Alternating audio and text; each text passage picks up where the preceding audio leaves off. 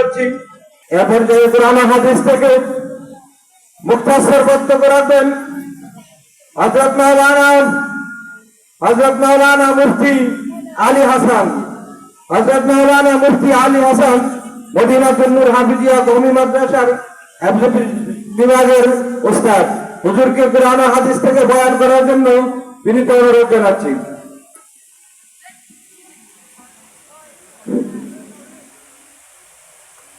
السلام عليكم ورحمة الله وبركاته.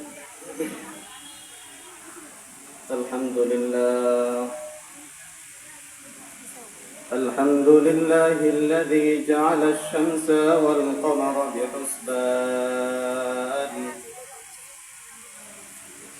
والنجم والشجر يسجدان وفضل زمانا على زمان كما فضل مكانا على مكان وإنسانا على إنسان ونشهد أن لا إله إلا الله وحده لا شريك له لا ضد له ولا ند له ولا مثل له ونشهد أن سيدنا وسندنا وحبيبنا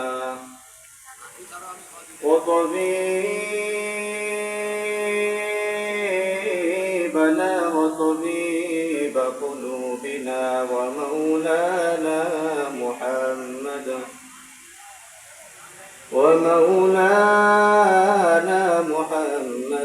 عبده ورسوله الذي أرسله بالحق بشيرا ونذيرا وداعيا إلى الله بإذنه وسراجا منيرا. أما بعد فأعوذ بالله من الشيطان الرجيم. بسم الله الرحمن الرحيم.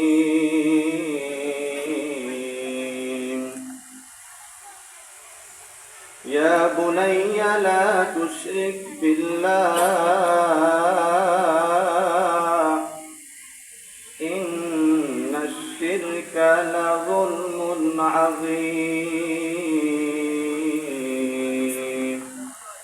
وقال رسول الله صلى الله عليه وسلم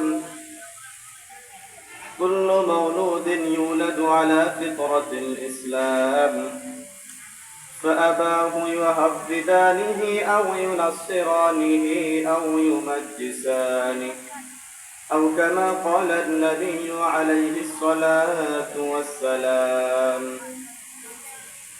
اللهم صل على روح محمد في الأرواح وعلى جسد محمد في الأجساد وعلى قلب محمد في القلوب وعلى قبر محمد في القبور.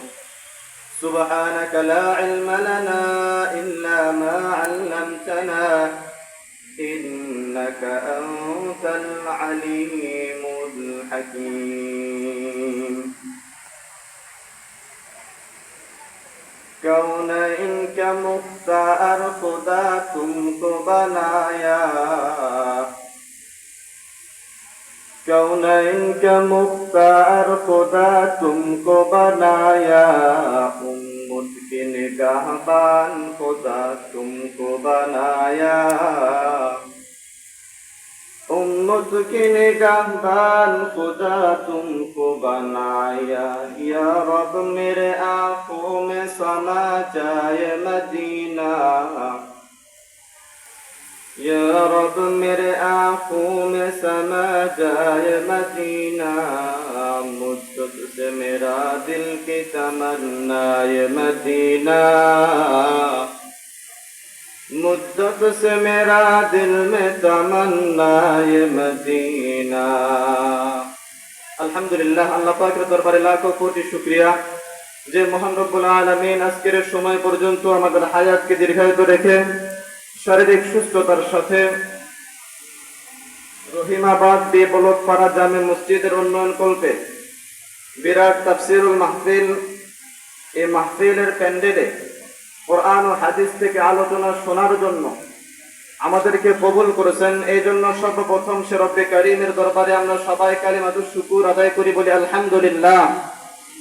লক্ষ কোটি দরুদ ও সালাম বর্ষিত হোক রহমাতাল লিল আলামিন সাইয়্যিদুল কাউনাইন আখির জামানের পয়গম্বর নবীজুল আরব ওয়াল আজম, যিনি মহামানবকে সৃষ্টি না করলেন আল্লাহ পাক রব্বুল আলামিন পৃথিবীর জমিনে কোনো মাখলুকাতকে সৃষ্টি করতেন না। ওই মহামানবের প্রতি আমরা সবাই দরুদ পড়ি, বলি সাল্লাল্লাহু আলাইহি ওয়াসাল্লাম। আমি আপনাদের সম্মুখে কালামুল্লাহ শরীফের সূরা লোকমানের ছোট্ট একটি আয়াতে কারিমা তেলাওয়াত করেছি। বিশ্বনবী সাল্লাল্লাহু আলাইহি ওয়াসাল্লামের অসংখ্য অগণিত হাদিস থেকে একটি হাদিস পাঠ করেছি। আমাকে বলা হয়েছে আলোচনা খুব শর্ট, সময় যেহেতু অল্প, অনেক মেহমান আছেন, এজন্য সর্বপ্রথম আমি অভিনন্দন জানাই আজকে মাহফিলের সম্মানিত সভাপতি, প্রধান অতিথি, বিশেষ অতিথি সহ আমার সামনে এলাকার ধর্মপ্রাণ মুসলমান, পর্দার আড়ালের সম্মানিত মা ও বোনেরা, সবাইকে আমার অন্তর এবং উত্তরস্থল থেকে শুভেচ্ছা ও অভিনন্দন। আজকে ওয়াজের মাহফিল, এই মাহফিলে আমরা ওয়াজ শোনার জন্য আসতে পারি না। আজকে এখানে যদি কোনো নাট্য মঞ্চ হতো, এখানে যদি কনসার্ট করা হতো, এখানে যদি গান বাজনার কোনো আয়োজন করা হতো, আলোচনার কথা বলা হয়েছে বাদাল মাগরিব, মাগরিব থেকে আলোচনা করা হবে। মাগরিবের পরেও আমরা এখানে উপস্থিত হইতে পারি নাই, কিন্তু যদি এটা গানের কোনো আসর হতো, এটা যদি পূজার কোনো মণ্ডপ হতো, আসরের পর থেকে কেন জোহরের পর থেকে আমরা এখানে সিরিয়াল ধরে থাকতাম, কথা বলে ঠিক কিনা? কিন্তু ওয়াজের মাহফিল, কোরআন ও হাদিসের মাহফিল, বেহেশতের বাগান, যেই জায়গাকে আল্লাহ পাক রব্বুল আলামিন জান্নাতি বাগান বলে আখ্যায়িত করেছেন, পৃথিবীর যেখানে যেখানে কোরআন ও হাদিসের আলোচনা হয়, এই জায়গাটা এখন ফেরেশতারা বেষ্টনী করে রেখেছে। এমন একটি জান্নাতের বাগানে আমরা আসতে পারি না, আমাদের কপাল পুড়ে গেছে। কোরআন ও হাদিসের কথা শোনা এটা তকদীর, নসিব লাগে। এজন্য এখনো যারা আমরা বাহিরে ঘোরাফেরা করতেছি, বাহিরে ঘোরাফেরা না করে অতি দ্রুত আমরা মাহফিলের প্যান্ডেলে চলে আসি। আমি আপনাদের সম্মুখে কালামুল্লাহ শরীফের যে আয়াতটি কারিমা তেলাওয়াত করেছি, আল্লাহ পাক রব্বুল আলামিন এখানে মুশরিকদের কথা উল্লেখ করেছেন, নসিহতটি করেছেন হযরত লোকমান হাকিম। ইনি এমন একজন ব্যক্তি ছিলেন যেনার ব্যাপারে মতানৈক্য আছে, ইনি নবী নাকি অন্য কোনো আখাবে। কিন্তু লোকমান হাকিম তার ছেলেকে নসিহত করেছে। এই নসিহতটা আল্লাহ পাক রব্বুল আলামিনের দরবারে এত প্রিয় হয়েছে, এত পছন্দ হয়েছে, আল্লাহ পাক রব্বুল আলামিনের দরবারে এত কবুল হয়েছে যে আল্লাহ পাক রব্বুল আলামিন লোকমান হাকিমের এই নসিহতটা আল্লাহ পাক রব্বুল আলামিন কালামুল্লাহ শরীফে উল্লেখ করেছেন। সুবহানাল্লাহ। শুধু তাই নয়, হযরত লোকমানের নামে একটি সূরা আল্লাহ তাআলা নাযিল করেছেন। আল্লাহু আকবার। লোকমান হাকিম তার ছেলেকে ডাকতে বলতেছেন, ইয়া বুনাইয়া লা তুশরিক বিল্লাহ। রে দুনিয়ার মানুষ, আল্লাহ পাক রব্বুল আলামিন কোরআনে কারীমে উল্লেখ করেছেন, লোকমান হাকিম তার ছেলেকে নসিহত করতেছেন, ইয়া বুনাইয়া লা তুশরিক বিল্লাহ। হে আমার প্রিয় ছেলে, হে আমার প্রিয় বৎস, লা তুশরিক বিল্লাহ, কখনো শিরক করবা না। আল্লাহ পাক রব্বুল আলামিনের সঙ্গে কাউকে শরীক করবা না। পরের আয়াতের মধ্যে আল্লাহ পাক রব্বুল আলামিন ঘোষণা করতেছেন, ইন্নাশ শিরকা লাযুলমুন আযীম। কেননা শিরক এটি এমন একটি গুনাহ, যে গুনাহকে আল্লাহ পাক রব্বুল আলামিন কোরআনের ভাষায় আযীম বলে উল্লেখ করেছেন, সবচাইতে বড় গুনাহর কথা আল্লাহ তাআলা ঘোষণা করেছেন। এই জন্য লোকমান হাকিম তার ছেলেকে নসিহত করেছেন, ইয়া বুনাইয়া লা তুশরিক বিল্লাহ, ইন্নাশ শিরকা লাযুলমুন আযীম। এ আমার প্রিয় বৎস, কখনো তুমি শিরক করবা না, আল্লাহ পাক রব্বুল আলামিনের সঙ্গে কাউকে শরীক করবা না। কেননা এটা আল্লাহ পাক রব্বুল আলামিন আযীম বলে উল্লেখ করেছেন, সবচেয়ে বড় অপরাধ, সবচেয়ে বড় গুনাহ বলে আল্লাহ তাআলা উল্লেখ করেছেন। অন্যত্র আল্লাহ পাক রব্বুল আলামিন ঘোষণা করতেছেন, ইন্নাল্লাহা লা ইয়াগফিরু আন ইউশরাকা বিহি ওয়া ইয়াগফিরু মা দুনা যালিকা লিমান ইয়াশা। আল্লাহ পাক রব্বুল আলামিন বলেন, ইন্নাল্লাহা লা ইয়াগফিরু আন ইউশরাকা বিহি, আল্লাহ পাক রব্বুল আলামিন বলেন, আমি বান্দার সমস্ত গুনাহগুলোকে মার্জনা করে দেই, ক্ষমা করে দেই। ইন্নাল্লাহা লা ইয়াগফিরু আন ইউশরাকা বিহি, আল্লাহ পাক রব্বুল আলামিন বলেন, শিরক ছাড়া বান্দা যত অপরাধ করে, যত গুনাহ করে, আমি আল্লাহ পাক রব্বুল আলামিন বান্দার সমস্ত গুনাহগুলোকে মার্জনা করে দেই, ক্ষমা করে দেই। কিন্তু আমি আল্লাহ পাক রব্বুল আলামিন শিরকের মতো একটি বড় গুনাহ, এই গুনাহটা আমি আল্লাহ পাক রব্বুল আলামিন কখনোই বান্দাদেরকে ক্ষমা করি না। এজন্য শিরকের মতো একটি বড় অপরাধ, শিরকের মতো বড় গুনাহ করা যাবে না। বর্তমান প্রেক্ষাপটে, বর্তমান সময় নিয়ে আমি কিছু কথা বলতে চাই। এখন আমাদের বাংলাদেশে বর্তমান যে মৌসুম চলতেছে, বর্তমান যে সময় চলতেছে, পূজার মৌসুম, কথা বলেন ঠিক কিনা? দুর্গা পূজা শুরু হয়েছে। যে দুর্গা পূজা সম্পূর্ণ স্পষ্ট শিরক, যেটা হিন্দুদের একটি সংস্কৃতি, হিন্দুদের একটি অনুষ্ঠান, হিন্দুদের একটি উৎসব। এই হিন্দুদের দুর্গা পূজায় আমাদের মুসলমানের ঘরে জন্ম, আমরা যারা মুসলমানের ঘরে সন্তান, আমরাও আজকে হিন্দুদের দুর্গা পূজায় যে শরীক হয়ে, কথা বলেন ঠিক কিনা? দুর্গা পূজায় শরীক হওয়া মানে আপনার ইমানকে আপনি নষ্ট করে ফেললেন, শিরকের মতো বড় একটি অপরাধ আপনি করে ফেললেন। আর শিরকের মতো বড় অপরাধ যদি আমি করে ফেলি, তাহলে আল্লাহ পাক রব্বুল আলামিনের বাতানো পথ থেকে আমরা সরে গেলাম, সীমা লঙ্ঘন করে ফেলেছি। আর আপনি আমি যখন সীমা লঙ্ঘন করে ফেলবো, আমার আপনার ঠিকানা জান্নাত হবে না, আমার আপনার ঠিকানা হবে জাহান্নাম, কথা বলা ঠিক কিনা? এ ব্যাপারে আল্লাহ পাক রব্বুল আলামিন সূরাতুন নাবার মধ্যে উল্লেখ করেছেন। আল্লাহ পাক রব্বুল আলামিন বলেন, ইন্না জাহান্নামা কানাত মিরসাদা লিত-তাগীনা মাআবা লাবিথিনা ফিহা আহকাবা। এই দুনিয়ার মানুষ, আল্লাহ পাক রব্বুল আলামিন সীমা লঙ্ঘনকারীদের ব্যাপারে আল্লাহ তাআলা ইরশাদ করেছেন, লিত-তাগীনা মাআবা। লিত-তাগীন, আল্লাহ তাআলা এখানে লিল কাফিরিন বলে নাই, আল্লাহ পাক রব্বুল আলামিন এখানে লিল মুনাফিকিন, লিল মুশরিক এরকম কোন শব্দ ব্যবহার করে নাই। আল্লাহ পাক রব্বুল আলামিন এখানে উল্লেখ করেছেন লিত-তাগীনা মাআবা। তাগী শব্দের অর্থ মুফাসসিরিন কিরাম তাফসীরের মধ্যে উল্লেখ করেছেন, তাগী মানে হচ্ছে যারা সীমা লঙ্ঘন করে। আল্লাহ পাক রব্বুল আলামিন বলেন, ইন্না জাহান্নামা কানাত মিরসাদা, নিশ্চয় জাহান্নাম উত পেতে রয়েছে, প্রস্তুত রয়েছে কাদের জন্য? আল্লাহ পাক রব্বুল আলামিন ঘোষণা করতেছেন, লিত-তাগীনা মাআবা। যারা দুনিয়াতে সীমা লঙ্ঘন করে চলতেছো, যারা দুনিয়াতে বড় বড় অপরাধ করে চলতেছো, যারা দুনিয়াতে অন্যায় করে চলতেছো, আল্লাহ পাক রব্বুল আলামিন বলেন, জান্নাত প্রস্তুত হয়ে আছে, রেডি হয়ে আছে, তোমরাও রেডি হয়ে থাকো। তোমরা যারা সীমা লঙ্ঘন করতেছো, তোমরা যারা আমি রবকে রব হিসেবে মানতে পারো নাই, তোমরা যারা নামাজ ছাড়া অন্য রাস্তায় চলেছো, তোমরা ছাড়া রোজা ছাড়া অন্য রাস্তায় চলেছো, তোমাদের উপর যাদের উপর হজ ফরজ হয়েছিল হজ করো নাই, যাকাত ওয়াজিব হয়েছিল যাকাত প্রদান করো নাই, আল্লাহ পাক রব্বুল আলামিন বলেন, লিত-তাগীনা মাআবা। সীমা লঙ্ঘনকারীদের কাতারে গিয়ে দাঁড়াইছো, অপেক্ষা করো, অপেক্ষা করো, ওয়েট করো। আমি আল্লাহ পাক রব্বুল আলামিন তোমাদের জন্য জাহান্নামকে রেডি করে রেখেছি, প্রস্তুত করে রেখেছি। আল্লাহ পাক রব্বুল আলামিন বলেন, লিত-তাগীনা মাআবা। সীমা লঙ্ঘনকারী কারা? আল্লাহ পাক রব্বুল আলামিন বলেন, লিত-তাগীনা মাআবা, যারা সীমা লঙ্ঘনকারী তাদেরকে আল্লাহ পাক রব্বুল আলামিন সম্বোধন করে বলতেছেন, লিত-তাগীনা মাআবা। তোমরা যারা সীমা লঙ্ঘন করতেছো, তোমরা রেডি হয়ে থাকো। এখন আসুন, সীমা লঙ্ঘনকারী কারা?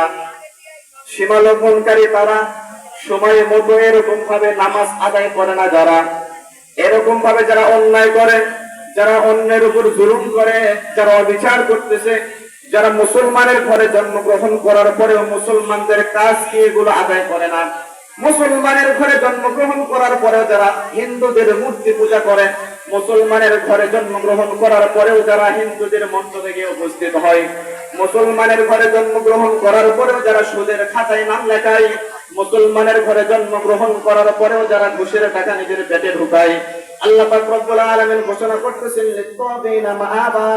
সীমা লঙ্ঘনকারীদের কাতারে দাঁড়াইছো, প্রস্তুত থাকো, আমি আল্লাহ পাক রব্বুল আলামিন তোমাদের জন্য জাহান্নামকে বানিয়ে রাখছি।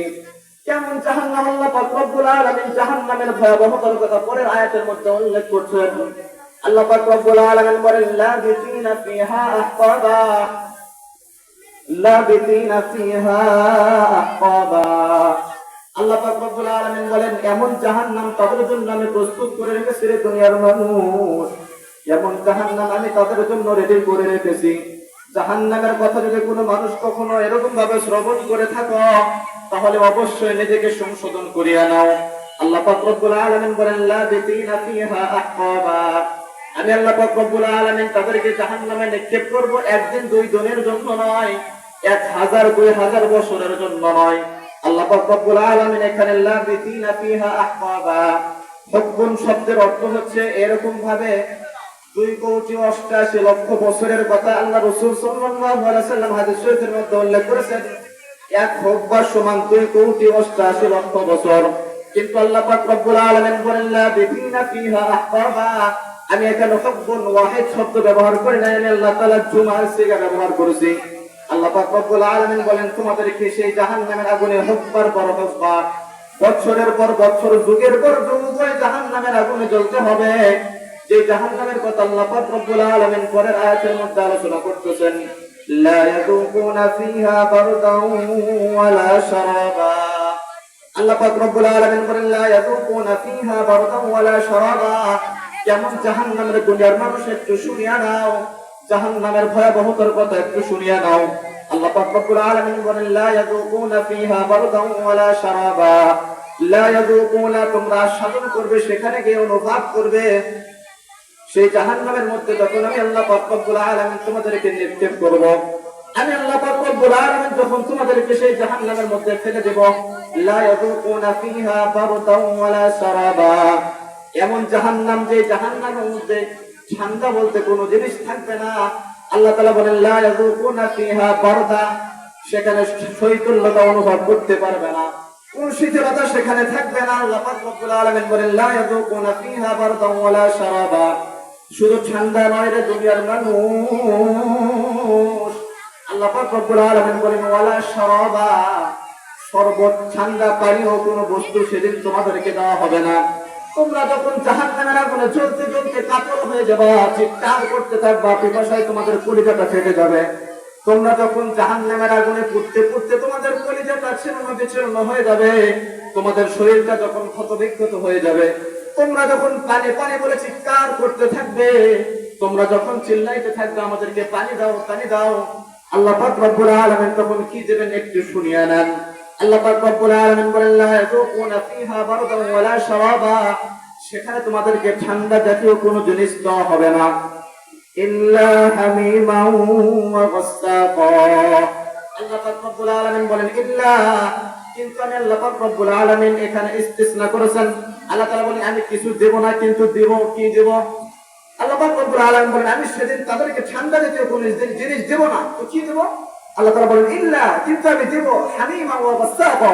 আল্লাহ পাক রব্বুল আলামিন বলেন হামিম, যখন জাহান্নামীরা পানি পানি বলে চিৎকার করতে থাকবে, জাহান্নামীরা যখন জাহান্নামের আগুনে জ্বলতে জ্বলতে তাদের কলিজাটা এরকম ভাবে ফেটে যাবে, এরকম ভাবে করতে করতে সারখার হয়ে যাবে, তারা যখন পানি পানি বলে চিল্লাইতে থাকবে, আল্লাহ পাক রব্বুল আলামিন বলেন হামিম, আমি ফেরেশতাদেরকে বলবো ফেরেশতা তাদেরকে ফুটান্ত পানি দাও, তাদেরকে হামিম ফুটান্ত গরম পানি দেওয়া হবে, সেদিন কাউকে ঠান্ডা পানি দেওয়া হবে না। অর্থাৎ জাহান্নামে যারা যাবে, জাহান্নামে যাওয়ার পরে আল্লাহ পাক রব্বুল আলামিন যে শাস্তিগুলো তাদেরকে প্রয়োগ করবেন, তাদেরকে দেবেন, সেই শাস্তির কথা আল্লাহ তাআলা এখানে উল্লেখ করেছেন, ইল্লা হামিমান ওয়া গাসসাকা, ইল্লা হামিমান ওয়া গাসসাকা। আল্লাহ পাক রব্বুল আলামিন বলেন শুধু ফুটান্ত পানি নয় রে দুনিয়ার মানুষ, আমি আল্লাহ পাক রব্বুল আলামিন গাসসাকা তোমাদের জন্য প্রস্তুত করে রেখেছি জাহান্নামবাসীদের পচা রক্ত আর পচা পুষ। তোমরা যখন পানি পানি বলে চিল্লাইতে থাকবে, তোমাদেরকে দেওয়া হবে জাহান্নামবাসীদেরকে, তোমাদেরকে দেওয়া হবে ফুটান্ত পানি, রক্ত এবং পুষ। জাহান্নামবাসীরা যখন জ্বলতে জ্বলতে তাদের রক্ত পুষ গুলো গলে গলে মাটিতে পড়বে, নিচে পড়বে, আল্লাহ পাক রব্বুল আলামিন ফেরেশতাদেরকে বলবে ফেরেশতা এই সমস্ত রক্ত এবং পুষ গুলো জাহান্নামবাসীদেরকে দিয়ে দাও। আল্লাহ পাক রব্বুল আলামিনের ঘোষণা অনুযায়ী ফেরেশতারা তাদের সামনে পুষ এবং রক্তগুলো উপস্থিত করবে, ইল্লা হামিমান ওয়া গাসসাকা। উপস্থিত করার পর আল্লাহ পাক রব্বুল আলামিন ফেরেশতাদেরকে বলবে ফেরেশতারা তাদেরকে জানিয়ে দাও জাযাআও বিফাকা। ফেরেশতাদেরকে বলবে, ফেরেশতা তাদেরকে জানিয়ে দাও জাযাআও বিফাকা, তারা দুনিয়াতে যেই কাজ করেছিল, তারা দুনিয়াতে যেই কর্ম করেছিল, তাদের কর্মের ফল তো এটাই। তারা তো এরকম ভাবে পচা রূপ, রক্ত, পচা পুষ এগুলোই পাওয়ার যোগ্য। তারা দুনিয়াতে যেটা কামাই করেছে, তারা দুনিয়াতে যেটা অর্জন করেছে, তারা তো এগুলোই অর্জন করেছে। জাযাআও বিফাকা, এটাই তো তাদের বেনিফিট, এটাই তো তাদের প্রতিদান। जैसा करोगे वैसा होगे, ना माने तू करके देख। जैसा करोगे वैसा होगी, ना माने तू करके देख। जन्नत भी है दोज़ख भी है, ना माने तू मर के देख। যেমন কর্ম তেমন ফল, বিশ্বাস না হয় করিয়া দেখো। জাহান্নাম, জান্নাত আছে, জাহান্নাম আছে, বিশ্বাস না হয় মরিয়া দেখো। এই জন্য পৃথিবীতে আমরা যেটা করব, আর দুনিয়া মাসলাহাতুল আখিরা, দুনিয়া এটা আখিরাতের ক্ষেত শুরু। আপনি এখানে গুনাহের কাজ করেছেন, পরকালে গিয়ে কখনো জান্নাত মিলবে না, জাহান্নামই মিলবে। জমিনে আপনি ধান আবাদ করেছেন, সেখান থেকে যদি গমের আশা করেন কখনোই সম্ভব নয়। জমিন আপনি ফাঁকা রেখেছেন, সেখান থেকে যদি ফসলের আশা করেন কখনোই সম্ভব নয়। পৃথিবীতে গুনাহের কাজ করেছেন, পরকালে নাজাতের আশা করবেন, অসম্ভব। বিয়া না করে যে এরকম ভাবে সন্তানের আশা করা যেরকম বেকুফি, ঠিক পৃথিবীতে গুনাহের কাজ করে পরকালে গিয়ে জান্নাতে আশা করা এমন বেকুফি। এজন্য আসেন আমাদের জীবনটা পরিবর্তন করি, আমাদের লাইফ স্টাইলটা পাল্টায়। এই সামান্য জিন্দগি, 7 বছরের জিন্দগি, 50 বছরের জিন্দগি আজ আছে কাল নাই। ইহা হাম সব মুসাফির হাই, ওহি আখির ঠিকানা। ইহা হাম সব মুসাফির হাই, वही आखिर ठिकाना।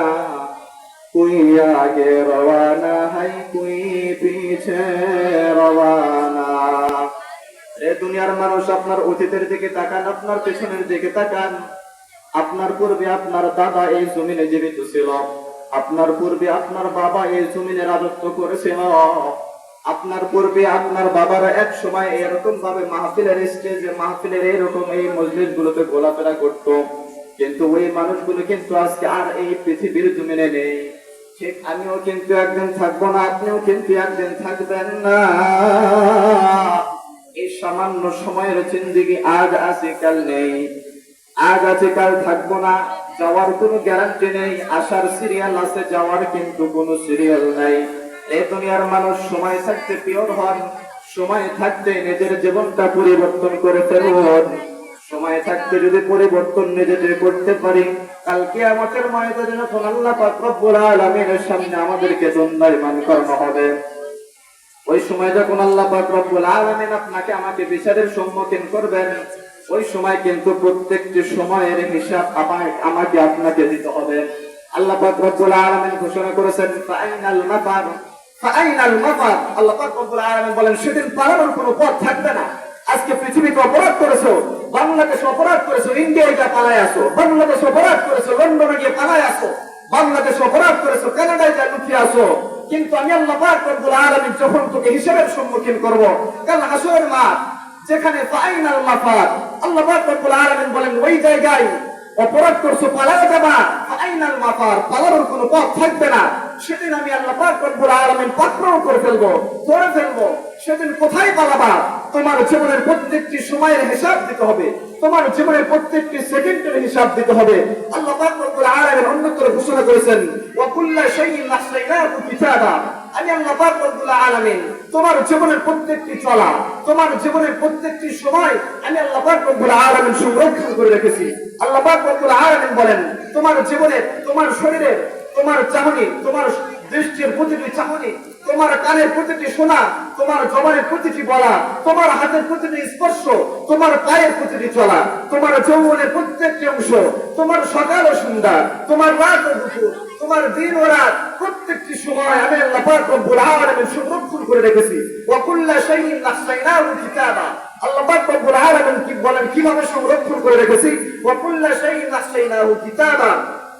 আল্লাহ পাক রব্বুল আলামিন বলেন, কিতাবা, আমি লেখার মাধ্যমে তোমার জীবনের প্রত্যেকটি পয়েন্ট, তোমার জীবনের প্রত্যেকটি অংশ আমি আল্লাহ পাক রব্বুল আলামিন সংরক্ষণ করে রেখেছি। কাল কিয়ামতের মাঠে যখন আমার সঙ্গে তোমাকে উপস্থিত করা হবে, আমি তোমার হাতের মধ্যে ডায়েরি দিয়ে দেব, মা লিহাদাল কিতাব, ডায়েরি পাওয়ার পরে আমরা চিল্লাইতে থাকবো মা লিহাদাল কিতাব, এটা আবার কেমন কিতাব, এটা আবার কেমন ডায়েরি, মা লিহাদাল কিতাব লা ইগাদিরু সগীরাতান ওয়ালা কাবীরাতান ইল্লা আহসাহা। সেদিন কিতাব পাওয়ার পরে, ডায়েরি পাওয়ার পরে আমরা চিল্লাইতে থাকবো মালিক এটা আবার কেমন ডায়েরি আমার হাতের মধ্যে দিয়ে দিলা, এটা কেমন নোটিশ, কেমন একটি নোট আমার হাতের মধ্যে দিয়ে দিলা। দেখতেছি এই ডায়েরির মধ্যে জীবনে বেঁচে থাকা অবস্থায় পৃথিবীর জমিনে আমি ছোট্ট একটি অপরাধ করেছিলাম, এই কথাটাও দেখি এর মধ্যে লিপিবদ্ধ আছে। আমি দুনিয়াতে থাকা অবস্থায় রাত্রের অন্ধকারে ছোট্ট একটি সোয়াবের কাজ করেছিলাম, এই কথাটা দেখি এই খাতার মধ্যে লিপিবদ্ধ আছে। রব বলেন বান্দা শোনো, আমি তোমার জীবনের প্রত্যেকটি মুহূর্ত, আমি তোমার জীবনের প্রত্যেকটি সময় সংরক্ষণ করে রেখেছিলাম, লিপিবদ্ধ করে রেখেছিলাম। আজকে হাসরের মাঠ, বিচারের সময় তোমরা অস্বীকার করবা, এই জন্য আমি আল্লাহ পাক রব্বুল আলামিন তোমাদের নিজের হাতের মধ্যে, আমি আল্লাহ তাআলা তোমাদের হাতের মধ্যে ডায়েরি দিয়ে দিয়েছি। জাযাআউ বিফাকা ইন্নাহুম কানু লা ইয়ারজুনা হিসাবা। এরপরে আল্লাহ পাক রব্বুল আলামিন বলেন ইন্নাহুম কানু লা ইয়ারজুনা হিসাবা। পৃথিবীতে যারা আমরা অন্যায় করে চলতেছি, পৃথিবীতে যারা আমরা অশ্লীলতা করে চলতেছি, পৃথিবীতে যারা আমরা রবের পাঠানো পথে চলতেছি না, আমরা মনে করতেছি ইন্নাহুম কানু লা ইয়ারজুনা হিসাবা, কিয়ামতের মাঠে মনে হয় আমাদের হিসাব দেওয়া লাগবে না। কিন্তু আল্লাহ পাক রব্বুল আলামিন বলেন না বান্দা না, এই চিন্তা কখনোই করিও না, আমি আল্লাহ পাক রব্বুল আলামিন হিসাব নেওয়ার জন্য সর্বাবস্থায় প্রস্তুত রয়েছি। এরপর আল্লাহ পাক রব্বুল আলামিন বলেন ওয়াকাযযাবু বিআয়াতিনা কিযাবা। এরপর আল্লাহ পাক রব্বুল আলামিন বলেন ওয়াকাযযাবু বিআয়াতিনা কিযাবা, হিসাব দেওয়া লাগবে না এই কথাটি মনে করে তোমরা আমার আয়াতকে অস্বীকার করেছো, আমার প্রত্যেকটি বিধানকে তোমরা অস্বীকার করে বসেছিলা। কিন্তু আমি আল্লাহ পাক রব্বুল আলামিন ঘোষণা করেছি ওয়া কুল্লা শাইইন নাসাইনাহু কিতাবা, তোমরা অস্বীকার করে কোনো লাভ পাইবা না। আমি আল্লাহ পাক রব্বুল আলামিন সমস্ত জিনিস তোমাদের জন্য সংরক্ষণ করে রেখেছি।